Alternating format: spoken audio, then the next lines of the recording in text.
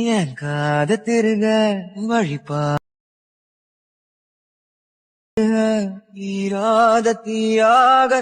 ப்ரிவியூவில் பார்த்தேன். இந்த reels video தான் எப்படி எடிட் பண்ணுறதுன்னு பார்க்க போகிறோம். VN ஆப்பில் தான் எடிட் பண்ண போகிறோம். VN ஆப்பை ஃபஸ்ட்டு ஓப்பன் பண்ணிக்கோங்க. ஓப்பன் பண்ணிவிட்டு கீழே இருக்க ப்ளஸ் ஐக்கானை கிளிக் பண்ணி நியூ ப்ராஜெக்ட்னு கொடுத்து ஃபஸ்ட்டு என்ன ஃபோட்டோ ஆட் பண்ண போகிறோமோ இந்த ஃபோட்டோவை ஆட் பண்ணிக்கலாம். ஸோ இந்த ஃபோட்டோ வந்து பிரிண்டஸ்ட் ஆப்லேருந்து தான் நான் டவுன்லோட் பண்ணியிருந்தேன். என்கிட்ட இருக்க 4 ஃபோட்டோஸையும் நான் வந்து டெலகிராம் சேனலில் அப்லோட் பண்ணுறேன். நீங்கள் HD இமேஜஸ்ன்னு போட்டு கொஞ்சம் சர்ச் பண்ணிங்கன்னா கண்டிப்பாக இந்த மாதிரி ஃபோட்டோஸ்லாம் கிடைக்கும். ஸோ ஃபோட்டோஸை ஆட் பண்ணிவிட்டு இன்புட் டைட்டிலில் டெலீட் பண்ணிக்கோங்க. டெலீட் பண்ணிவிட்டு ஒரிஜினலில் போங்க. 16:9 ரேஷியோன்னு கொடுத்துக்கோங்க.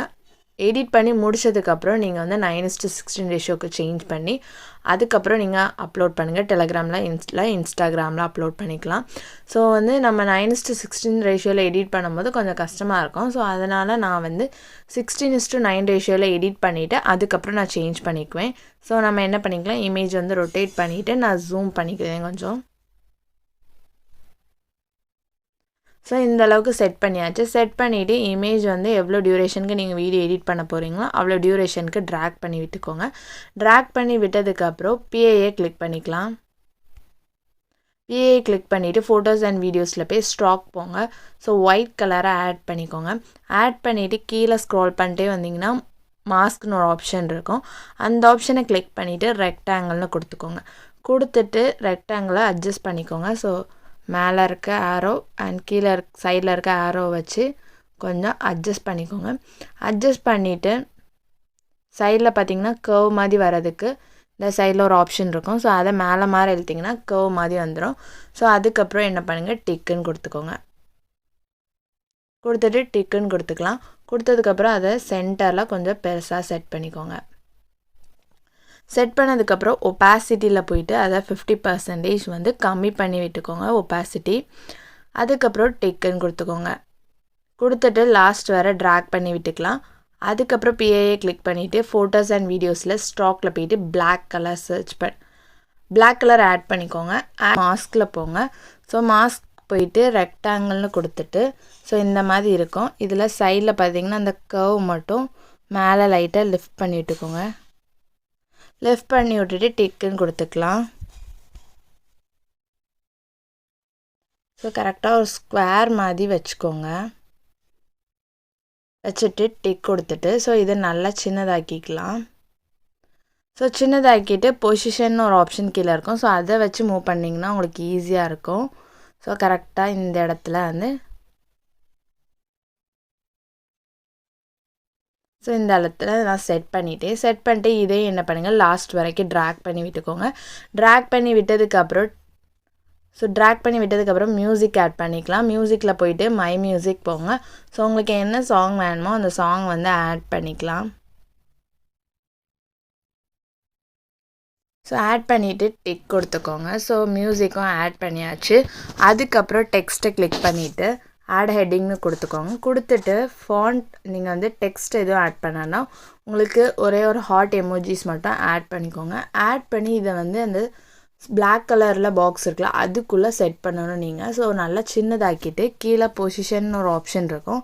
ஸோ அதை வச்சு நீங்கள் ஈஸியாகவே மூவ் பண்ணி மேலே செட் பண்ணிக்கலாம். ஸோ இதை இன்னும் கொஞ்சம் சின்னதாக்கிடுதேன். ஸோ அதுக்கப்புறம் இந்த ஆப்ஷனை யூஸ் பண்ணி கரெக்டாக சென்டரில் நம்ம வந்து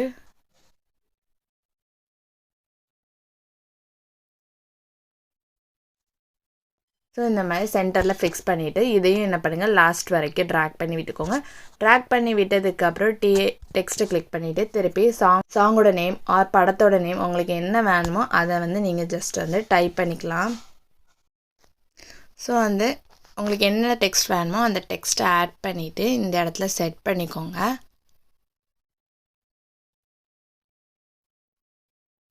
செட் பண்ணதுக்கப்புறம் ஸோ எடிட்டில் போயிட்டு ஃபாண்ட் உங்களுக்கு என்ன ஃபாண்ட் வேணுமோ அந்த ஃபாண்ட்டை வந்து கொடுத்துக்கலாம். ஸோ நான் இந்த ஃபாண்ட்டை கொடுத்துட்டு கொஞ்சம் அட்ஜஸ்ட் பண்ணிவிட்டு கரெக்டாக செட் பண்ணிக்கிறேன். செட் பண்ணிட்டு இதே என்ன பண்ணுங்கள், லாஸ்ட் வரைக்கும் ட்ராக் பண்ணி விட்டுக்கோங்க. ட்ராக் பண்ணி விட்டதுக்கப்புறம் திருப்பி மியூசிக்கு கிளிக் பண்ணி பீட்ஸில் போய்க்கோங்க. இதை ப்ளே பண்ணி ஜஸ்ட் பீட் மார்க்கை நம்ம மார்க் பண்ணிக்கலாம். மார்க் பண்ணி முடித்ததுக்கப்புறம் டிக்குன்னு கொடுத்துக்கோங்க.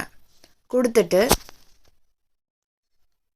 டெக்ஸ்ட்டை கிளிக் பண்ணிவிட்டு ஆட் ஹெட்டிங்னு கொடுத்துட்டு ஸோ லிரிக்ஸை வந்து காப்பி பண்ணி வச்சுக்கோங்க. காப்பி பண்ணி வச்சுட்டு ஃபாண்ட்டில் போயிட்டு ஸோ இந்த ஃபாண்ட்டை கொடுத்துட்டு டிக்குன்னு கொடுத்துக்கோங்க. அந்த ஃபாண்ட் தான் கீழே டிஸ்கிரிப்ஷனில் கொடுத்துருப்பேன். ஸோ அதை வந்து ஆட் பண்ணிக்கோங்க. ஸோ ஒயிட் கலரில் ஆட் பண்ணிவிட்டு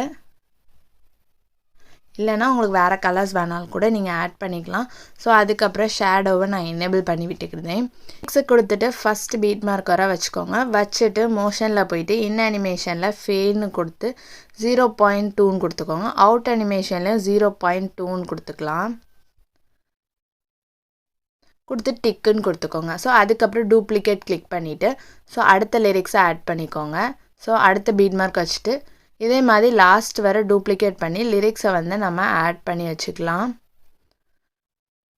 ஆட் பண்ணதுக்கப்புறம் ஸோ நீங்கள் லாஸ்ட் வர ஆட் பண்ணதுக்கப்புறம் செகண்ட் லிரிக்ஸ் என்ன வருமோ அதை எடிட்டில் போயிட்டு இந்த லிரிக்ஸை எரேஸ் பண்ணிவிட்டு ஸோ அடுத்த லிரிக்ஸ் வந்து நம்ம பேஸ்ட் பண்ணிக்கலாம்.